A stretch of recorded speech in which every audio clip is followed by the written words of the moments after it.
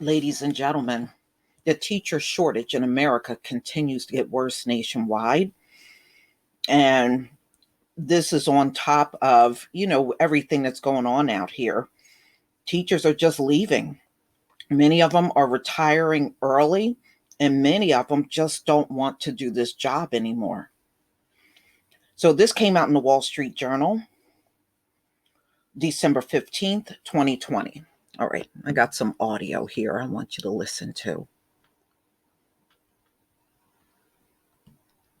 Teacher shortage compounds COVID crisis in schools. Early retirements and quarantines force some administrators to recruit parents, bus drivers to babysit classrooms. It's all hands on deck. By Valerie Boyerline and Yoriko. December 15th, 2020, 11:36 a.m. Eastern Time. Phoenix. As if the pandemic weren't disruptive enough, many American schools are facing a growing shortage of teachers. School districts are recruiting parents as substitute teachers, online class sizes are soaring to 50 children or more, and bus drivers are babysitting classrooms. Some are considering allowing asymptomatic teachers who were exposed to COVID-19 to continue to show up. Public school employment in November was down 8.7% from February and at its lowest level since 2000, according to the Bureau of Labor Statistics. That includes teachers who quit, retired early, or took leaves of absence due to the pandemic, and layoffs of support staff such as teachers' aides and clerical workers. The staffing crunch leaves teachers educating children in person and online simultaneously, deep cleaning their own classrooms and taking turns as crossing guards. The consequences are burnout for teachers, frustration for parents, and scant progress for students. The shortage isn't uniform nationwide, but rather concentrated in some regions and specialties. More than 40 states reported shortfalls in math, science, and special education in 2018, but fewer states reported shortages in elementary grades, according to the latest federal data. There are shortages in particular places, from cities with a high cost of living to rural areas with low teacher pay.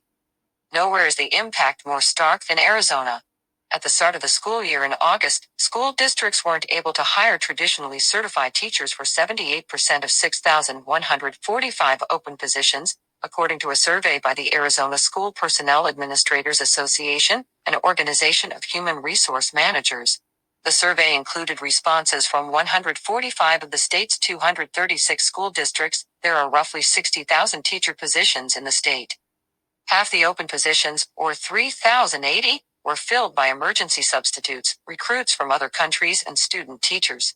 A third, or 1,728, were left vacant or covered by consolidating classrooms, paying teachers to work through their planning time, or having principals pick up classes.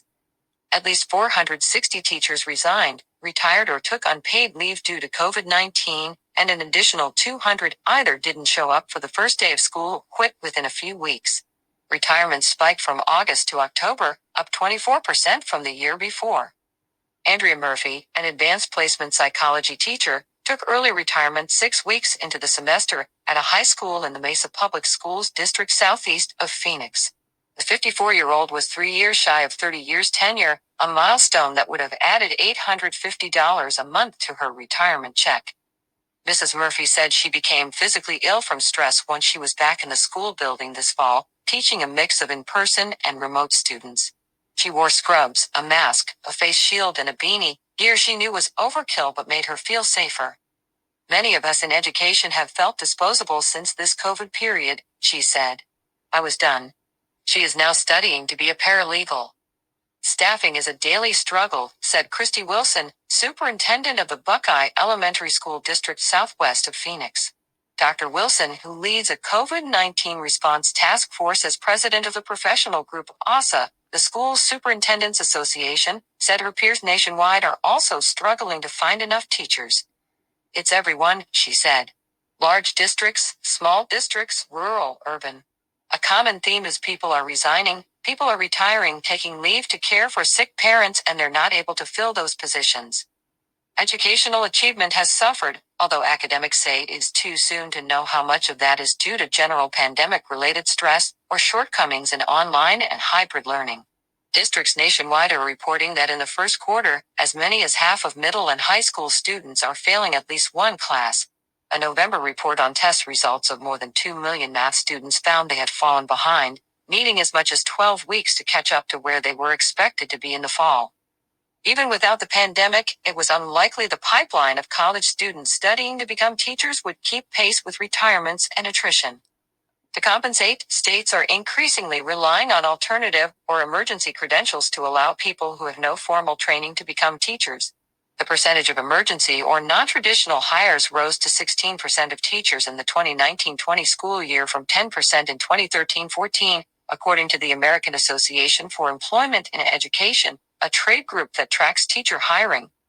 "It's if you want to be a teacher tomorrow, I'll hook you up," said Justin Wing, Human Resources Director at the Washington Elementary School District in Phoenix, of the hiring process in Arizona. "If you have a degree in accounting or whatever, you can be a teacher tomorrow." "I'm not kidding." Mr. Wing has hired a former police officer, a restaurant manager, and a plumbing apprentice, among others, to be teachers, and is offering such candidates after-hours training toward traditional certification. Vacancies are exacerbated by teachers needing to quarantine and a shortage of substitute teachers, particularly long-term substitutes who fill in for months or a year in a classroom. Many experienced substitutes are retired teachers who don't want to risk infection or are tentative about online learning platforms, leaving new subs to fill the void. In August, Missouri lowered the substitute teaching requirement to a high school diploma and an online training course. Iowa lowered the minimum age to 20 from 21 and education level to an associate degree from a bachelor's. In November, Scottsdale Unified School District in Arizona asked parents to consider applying for emergency substitute certification, which requires a high school diploma and background check. "I thought it was a joke," said Sandra Kidd, mother of a 9th grader at Scottsdale Chaparral High School.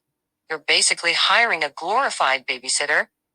Her daughter's school was one of 3 in the district recently to cancel in-person classes for the rest of the semester, citing staffing shortages.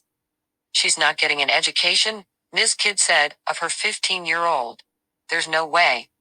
Amber Payne, a 21-year-old graduate student in hospitality, is subbing this fall for $68 a day in suburban Atlanta. She said she hasn't yet used a lesson plan and typically does her own college assignments while students sit at their desks and do virtual work assigned them by their regular teacher. "I don't think I could be an actual teacher," she said, citing the challenges of managing a classroom of 30 restless high school students. Arizona has the highest average class size in the U.S., with 23.5 pupils per teacher, compared with 16 nationwide, according to the National Center for Education Statistics. It has among the lowest median pay in the country, when adjusted for cost of living, at $46,404 for an elementary school teacher, compared with $60,461 in neighboring New Mexico, according to Expect More Arizona, a group of community and business leaders advocating for increased education spending. That's after a spate of pay increases on the heels of the state's trademark Red for Ed protests 2 years ago. In November, voters approved a ballot initiative raising income taxes on high earners to support education spending, but it faces legal challenges. On a recent morning at Acacia Elementary School in Northwest Phoenix, Principal Christine Hollingsworth greeted kindergartners at the front door as they stood on X marks waiting to have their temperature taken and fiddling with masks. "Good morning," she said. "I see your smiles under there." Miss Hollingsworth had been up since 4 a.m., fruitlessly seeking a substitute for the art teacher who was out with allergies. The office manager was also absent, so teachers and other aides took turns playing that role. Miss Hollingsworth said she tries to do her part, filling in as a substitute teacher as needed and as facilities manager for 3 months this fall, coaching the custodians on maintenance. "It's all hands on deck," she said. Over the summer, Ms. Hollingsworth went to the Washington Elementary School District's candidate database to see if she could fill a handful of vacancies created by teachers who didn't feel comfortable returning to school. There were 5 applicants for dozens of teaching jobs at 32 elementary schools. She said she is lucky to have 7 paid student teachers through a program with Arizona State University. The students work full-time in a classroom instead of a typical part-time assisting role. "Without these student teachers, there's no one," she said. "Literally no one." Across town, Shaw Butte kindergarten teacher Amber Fusco is one of 2 certified teachers responsible for in-person learning for the school's 100 kindergartners, most of whom are enrolled in hybrid learning and are rotating in and out of school in groups.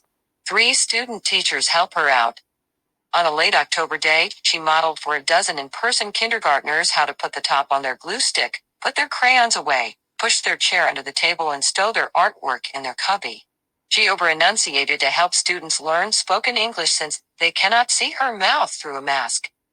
No more talking while we're walking, she said in a sing-song voice. The district recently switched back to all virtual learning, citing a substantial increase in local cases of COVID-19. Ms. Fusco now spends her day coordinating remote learning and adapting lesson plans, such as how to write, recognize, and speak the letter O through worksheets and quick bursts of live online instruction instead of games and in-person modeling, as in a physical classroom. By the end of a normal year, Ms. Fusco's students would know how to count to 100, recognize sight words, and speak in complete sentences. This year, she said, she is trying to be realistic. The hardest thing for me is keeping all the children straight, she said. Shaw Butte Principal Tracy Maynard moved 7 of her 29 teachers to different grade levels or to combine grade level classes to compensate for vacancies and ensure proper class size. 2 of her vacancies came from people trying out teaching as a second career. 1 didn't work out, she said. 1 made it 2 weeks and quit. An additional staffing challenge in Arizona is that schools must provide holding rooms for students whose home situation doesn't allow for distance learning, even if the school isn't open for in-person instruction. Republican Governor Doug Ducey made school funding contingent on providing supervised classrooms with meals and laptops for virtual coursework. Shaw Butte has 24 students in its daily program, based in a classroom on the far side of campus. There is no teacher to oversee them, so Ms. Maynard cycles through a cohort of staff as they're available. Her peers have deployed bus drivers and crossing guards to supervise, but Ms. Maynard is short on those, too, filling in herself as playground monitor. Students do their virtual work, which takes 60 to 90 minutes, then watch videos, fidget in their seats, or go out to the playground when it isn't in use. It's hard for the children, she said. They are doing a little bit of work and then they're just sitting in a room. Ms. Maynard, head of the District Principals Association, said she is worried that the constant change and increased workload will force teachers out of the field, exacerbating the shortage. Everyone says it is like getting on a plane while you're building it, she said. But who's dumb enough to get on a plane that is not built? Write to Valerie Boyerline at valerie.boyerline. Okay, y'all. So it's bad. Now, when I saw the part of the article where it said some online teachers got 52 students, that's outrageous. That's outrageous. You know, now a teaching job is very difficult to even hire somebody for these jobs. They don't want these jobs because there are still some districts. I know as bad as it is out here with the COVID, there are still some school districts that are talking about opening schools again, you know, and going through this same cycle all over again where everybody gets COVID and then a few weeks later, you got to shut everything back down.